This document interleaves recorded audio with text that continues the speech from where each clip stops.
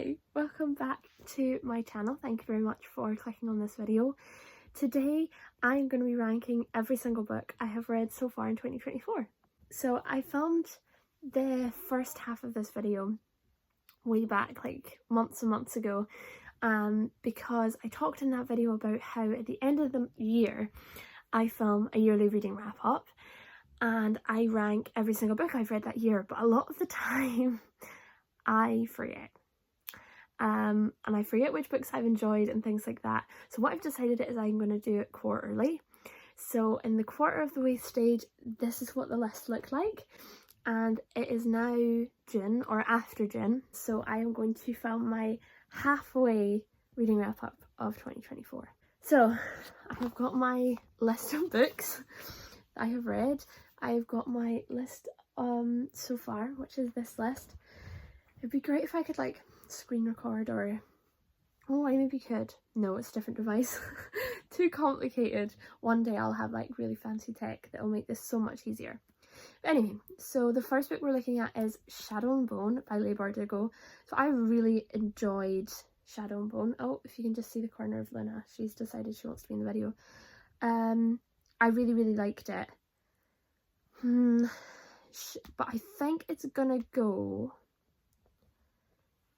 below When Death is Watching and above And Then I Saw You. I think because it was really good, but in retrospect it wasn't as good as it was when I read it, if you get what I mean. And then I read Siege and Storm, which was really good as well. I'm going to put it below Practice Makes Perfect but above ACOTAR. Don't come after me, don't come after me.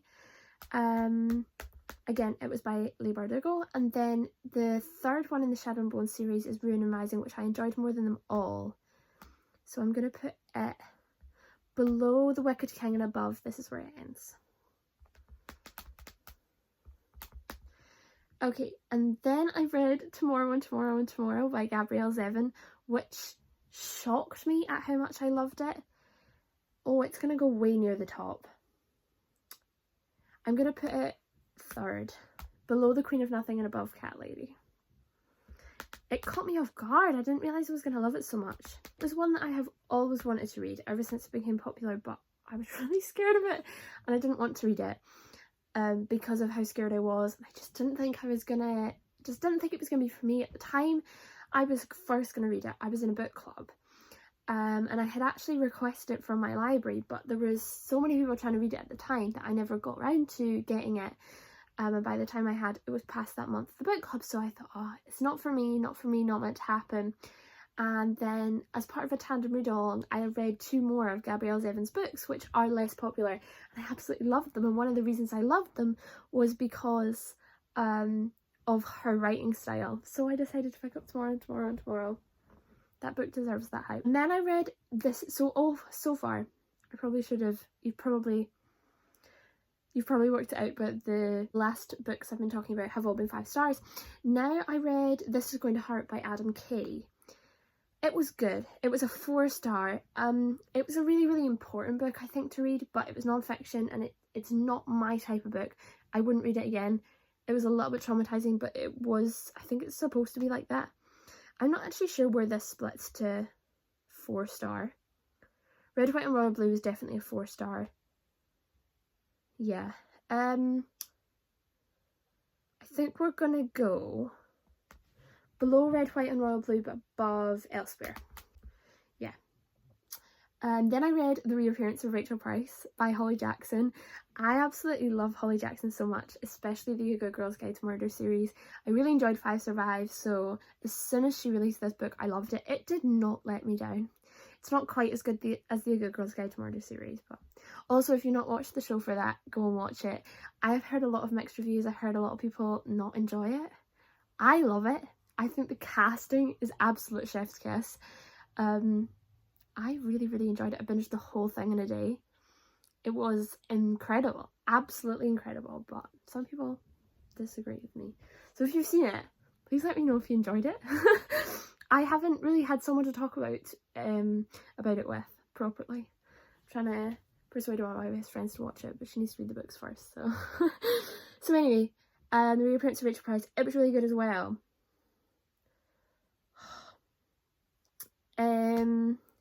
Below the Wicked King and above Rain and Rising is where it's going to go. I think that seems so low. This makes me so sad. I'm typing it wrong. I'm trying to put the reprints of Rachel Prince. That's not what it's called. And then I read Bride by Ellie Hazelwood. It was only a 4-star. All of my Ellie Hazelwood reads have been like a 5-star, but it was really weird.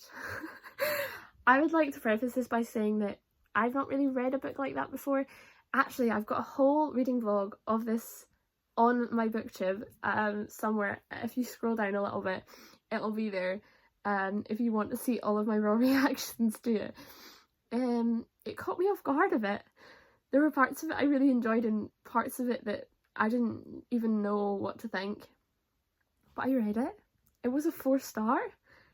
It still very much had that Ellie Hazelwood moment to it, which I loved. But yeah, it's a book. It's a book and a half. I don't know where it's going to go. I think... Was it better than This Is Gonna Hurt? I think so. I think I'm going to put it below Red, White and Royal Blue and above This Is Gonna Hurt. It wasn't bad. I just was a bit... It caught me off guard. Then I read The Inmate by Frida McFadden, which is a 5-star. It was really good. I'm literally looking at this list and I don't remember what some of these books are. The Future Ahead of Us. Oh, yeah. I'm gonna put it...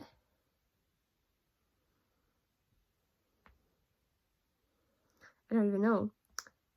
Below 13 and above The Future's Ahead of Us for The Inmate. Then I was on a very much Frida McFadden thriller a couple of days. I read 3 of her books in 3 days. So the next one I read was The Locked Door, also by Frida McFadden, which was a 4-star. It was good, just not quite as good. We're going to put it below Red, White and Royal Blue and above Bride, I think. And then I read Never Lie by Frida McFadden, which was a 5-star. I think it's one of my favourites of hers. It's below The Housemaid. So we're going to place it below The Housemaid and above 13. If you've not read a Frida McFadden thriller, what are you doing with yourself? I'd recommend starting with The Housemaid, but it's like the best one, so it'll set your bar high, but she's got so many different books. Oh, they're amazing. If you're a thriller reader, definitely read her books. And if you are not even a thriller reader, she's a really good one to get you started on thrillers. I love her books very much. You cannot predict what is happening. You can trust nobody. You think you've worked out the plot twist, and there is always a final plot twist in like the epilogue when you think that everything is finished and completely twists the whole meaning of the book.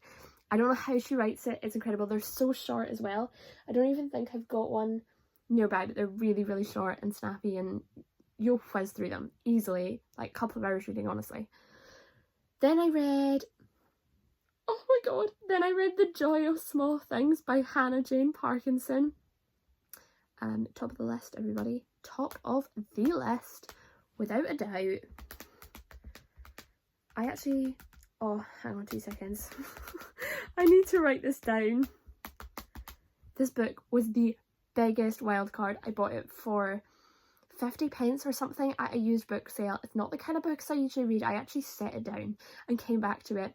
And I read it in my 5 books in 5 days challenge, which is on my channel if you'd like to have a look. I really like that video. Oh my god, this book changed my view of everything. It's non-fiction. I'm not a non-fiction reader. I can't hack it. That book is like nothing you ever read before. It's the most heartwarming thing I have ever read in my life. Oh, I actually can't. If I think about it too long, I will cry. But it's at the top of the list, okay? That tells you all that you need to know. Oh, everything's twisted around. There we go. Then I read Meant to Be Mine by Hannah Orenstein. It was a 3-star. It's pretty rubbish. It was okay. It was fine. It just wasn't great, was it? Things Get Better. What was that? I don't remember what Things Get Better was, so I'm going to put it below Castles of Steel and Thunder and above Things Get Better. It just... This is at the time when I was in a reading slump from romance as well, so that didn't help, but I don't even remember what my issue was with it. I did have my, like, a specific issue. I just didn't enjoy it very much. Anyway, then I read The Lost Love Songs of Boise Sing by Ingrid Perswad. I don't know if that's how you say her name. I'm really sorry. I got gifted a lovely copy of this book. It was amazing. It was a 4-star. It was a chunky book. I loved all the cultural references. The characters were so strong. It was good. We're going to put it below Bride and above This Is Gonna Hurt. Yeah. And then I read I Wish by A.L. Fox. Oh, I love this woman so much and her writing is just amazing. I absolutely sobbed my heart out. Sobbed my heart out. I'm going to put it below The Reappearance of Rachel Price and above Ruin. Oh, it seems low. Yeah, and above Ruin and Rising. It was so sad. It was so sad, but gorgeous. Absolutely gorgeous. If you've not read an A.L. Fox book, go and read it, but get those tissues at the ready. My goodness. She's an incredible, incredible author. Again, I was gifted an ARC for that, and the e-ARC. Oh, she makes me sob even when she's not trying to, but that one, so when she messaged me that time and was like, so this one will make you sob, and I'm like, well, I sob at all your books, even when you tell me they're not supposed to make me sob, so I was a mess, but it was good, it was worth it. Then I read People We Meet on Vacation by Emily Henry. If you have watched any of my videos on this account or know me at all, you will know that I'm a huge Emily Henry stan.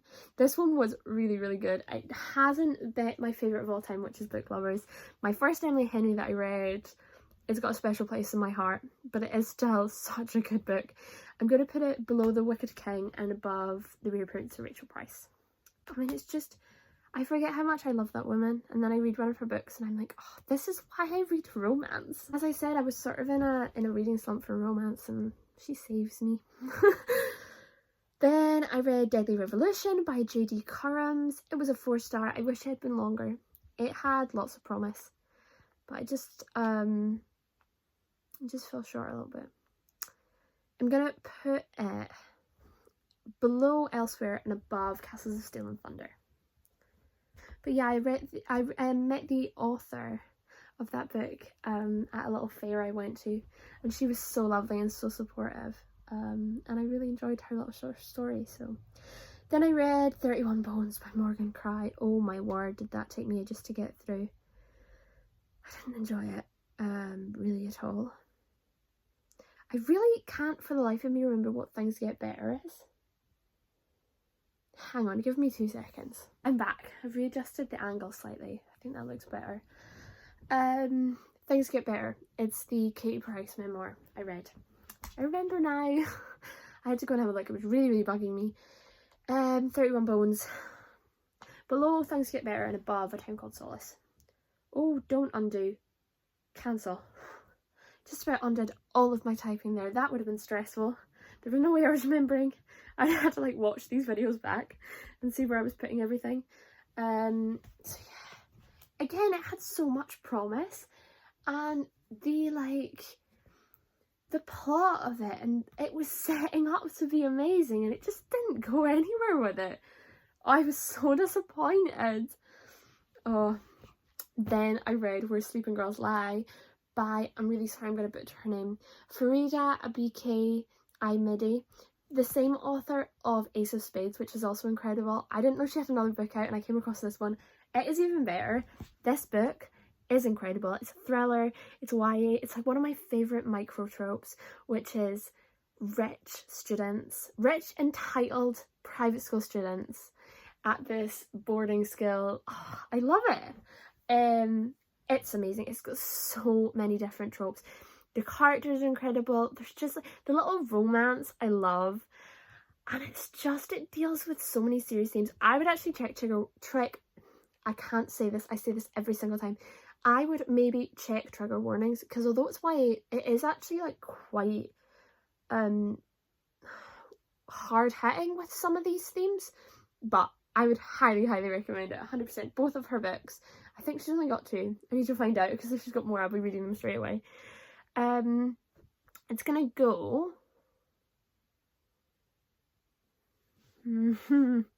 below The Queen of Nothing and above Tomorrow and Tomorrow and Tomorrow. Yeah, Then I read The Stolen Heir by Holly Black, which is a 5-star. I loved it. Not quite as much as the Crow Prince series. It's gonna go below Practice Makes Perfect and above Siege and Storm. You guys down here have just written Siege Storm. Yeah. Above Siege and Storm, Stolen Heir. I need to read the second one of that very, very quickly. I almost bought it, and I wish I had, because it ends on a cliffhanger. So if you're going to read The Stolen Heir, get the sequel, because that was a bad mistake on my part. Then I read Powerless by Lauren Roberts. I was actually a bit disappointed. I actually rated it 4-star. Right, don't get me wrong. I know people are going to come at me. I really enjoyed the characters. I really enjoyed the romance. The enemies to lovers is amazing. The banter, perfection. The fight scenes, lovely. The action, so well written. Okay, now we're going to start with what I didn't enjoy about it. The first a third of the book is literally copy and paste of Hunger Games, and every single connection I made to Hunger Games I could not get out of my mind.